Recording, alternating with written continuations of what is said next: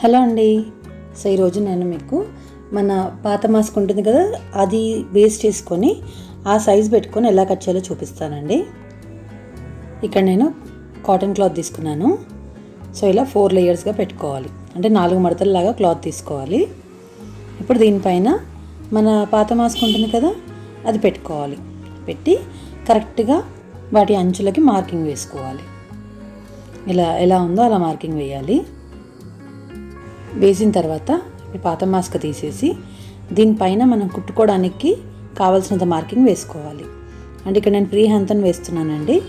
కొత్త వాళ్ళు అయితే మాత్రం ఒక 1/2 ఇంచ్ టేప్తో మెజర్ చేసుకుంటూ వేసుకోవచ్చు. ఇలా మొత్తం 4 సైడ్స్ మార్కింగ్ వేసుకోవాలి. ఆ షేప్ ఎలా ఉందో అలాగే వేసుకోవాలి. తర్వాత దాన్ని కట్ చేసుకోవాలండి.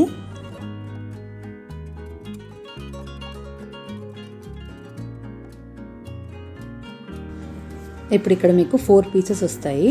అయితే రెండొక వైపు పెట్టుకోండి. ఇది పైన వచ్చేసేమో ముక్కు దగ్గర షేప్ అండి, ఇట్లా కర్వ్ లాగా వస్తుంది. కింద వచ్చేసేమో స్లాంటింగ్ లైన్ లాగా వస్తుంది. డిఫరెన్స్ కనిపిస్తుంది కదా. అండ్ ఇప్పుడు ఇక్కడ నేను కుట్టేశానండి. అది అంటే మధ్యలో కుట్టు వేసేసుకోవాలి.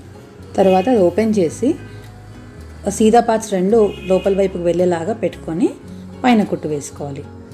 ఇది కుట్టు వేసేటప్పుడు ఈ ముక్కు సైడ్స్ ఉన్నాయి కదా కర్వ్ షేప్స్, అవి 2 ఇలా ఒకే వైపుకి వచ్చేటట్టు పెట్టుకోవాలి. ఇలా మధ్యలో నుంచి ఇటువైపు ఒక కుట్టు, అటువైపు ఒక కుట్టు వేసుకోవాలి. ఇలాగే కింది వైపు కూడా చేసుకోవాలండి. కొంచెం గట్టి కుట్టు ఉండాలి అంటే 2 సార్లు కుట్టు వేసుకోవాలి. ఇలా వేసిన తర్వాత దాన్ని సీదా వైపుకి తిప్పుకోవాలి. సో ఇక్కడ నేను ఆల్రెడీ కుట్టేసాను చూడండి. ఇలాగా షేప్ ప్రకారం కుట్టుకోవాలి. తర్వాత ఇప్పుడు దీన్ని సీదా వైపుకి తిప్పుకోవాలి.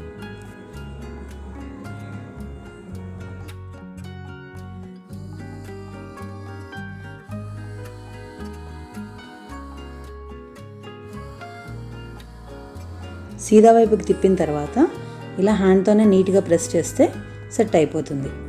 ఇప్పుడు ఇక్కడ చూసారు కదా, మీకు పఫ్ లాగా కనిపిస్తుంది. అంటే లోపల వైపున ఇలా లోతు షేప్ లాగా కనిపిస్తుంది కదా, దానివల్ల మనకు బ్రీతింగ్ అనేది చాలా ఫ్రీగా ఉంటుందండి. సో ఇప్పుడు ఇక్కడ వరకు అయిపోయింది కదా. ఇక్కడ కూడా మీకు షేప్ డిఫరెన్స్ తెలుస్తుంది చూడండి. పైన వైపుదేమో ముక్కు సైడు, కింద వైపుదేమో మన చిన్ సైడ్ వస్తుందన్నమాట. ఇలా స్ట్రైట్గా వచ్చింది కదా అది.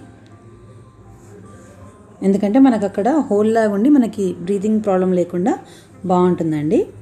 తర్వాత ఇక్కడ నేను తీసుకునేది పాత మాస్క్ ఉంటుంది కదా, దానికి పైన ఒక స్టిక్ ఇస్తారు కదా, అది తీసుకోవాలి. ఈ మాస్క్ మనం వాడిందే ఉండాలండి, లేదా కొత్త మాస్క్ అయినా సరే.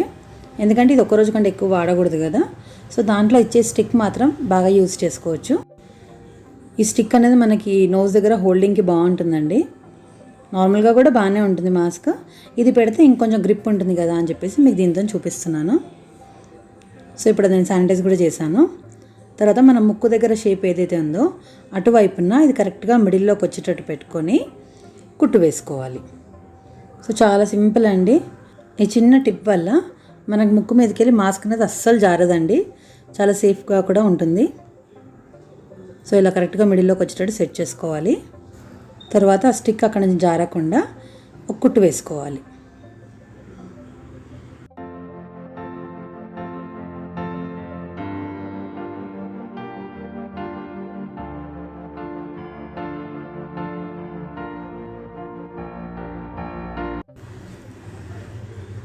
ఇది ఇక్కడ కార్నర్ వరకు రాకుండా అక్కడ ఆపేయాలండి. అంటే అక్కడ డబుల్ స్టిచ్ వేసేయాలి. ఎందుకంటే లాస్ట్లో మనము ఎలాస్టిక్ పెడతాం కదా, అందుకని. ఎలాస్టిక్ సైజ్ ఎంత పెట్టాలి అంటే మన పాత మాస్క్ ఉంటుంది కదా, దానికి ఎంత ఉందో చూసుకోండి. ఒకవేళ ఆ ఎలాస్టిక్ లూజ్ అయిపోయి ఉంటే ఇంకొంచెం తక్కువ తీసుకోండి. ఇది ఇక్కడ నేను కొత్తదే తీసుకున్నాను కాబట్టి సేమ్ తీసుకున్నానండి. సో అంతే సైజు, కుట్టడానికి కొంచెం ఎక్కువ తీసుకున్నాను. ఇప్పుడు ఈ సైజు సరిపోతుంది. ఇక్కడ స్టిక్ అనేది గట్టిగా ఉండిపోయింది కదండి, చూసారు కదా. కార్నర్ ఇట్లా కోన్ షేప్ లాగా ఎంత బాగా కనిపిస్తుందో. ఇలా మీరు పెట్టుకుంటే ఆ జారమన్నా జారదండి, అంత గట్టిగా ఉంటుంది. సో ఈ చిన్న టిప్ మీకు నచ్చితే ప్లీజ్ నా వీడియోని లైక్ చేయండి.